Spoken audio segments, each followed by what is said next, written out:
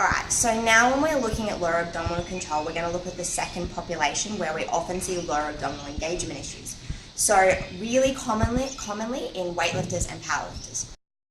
We're going to look at a more advanced spectrum now of lower abdominal control and how we can basically use that control to improve force transfer and improve the movement from accelerating a barbell from the ground overhead.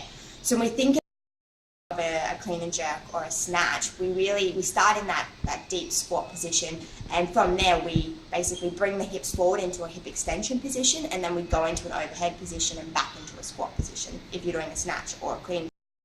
So what we need to look at is how can we best optimize that force transfer from the ground, accelerating the bar upwards. And a really good way to do that is to make sure that everything through the kinetic chain is moving really efficiently.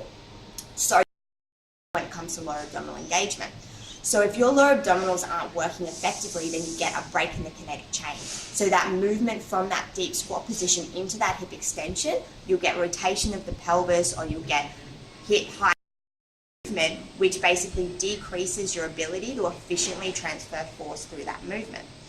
And then we look at something a little bit different, so something like a squat, where if you don't have really good lower abdominal control, if we go down at the bottom of the squat, we either a dropping out of the pelvis, so a tucking under when the lower abdominals can't sustain that neutral pelvic position, and then on the way up, an anterior pelvic tilt. So it's really common that we get powerlifters who have done a really heavy and then the next day get that ongoing back stiffness or that pain through the lower back, and it dissipates after a couple of days, but that's usually from an inability of those lower abdominals to hold that pelvic position and really stay in the squat movement. And especially when you're putting it under heavy load, it's really important that you can use those lower abdominals to not only control the pelvis, but to stabilize it through those movements, so you're not getting dropping position or a posterior position.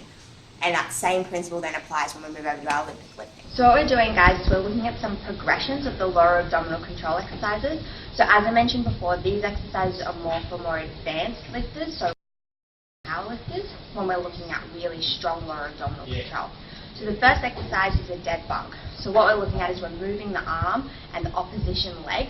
So we're basically working on using those lower abdominals to stabilize the pelvis and avoid. So it's really important that we look at cross-chain work so that we avoid that rotation of the pelvis and avoid any transition issues when we're going into snatches and clean and jerk. So the second exercise we're going to look at, guys, is a double leg lower. The issue with this one is the legs are quite straight, so it's a really long lever away from the hinge point, which is your hips.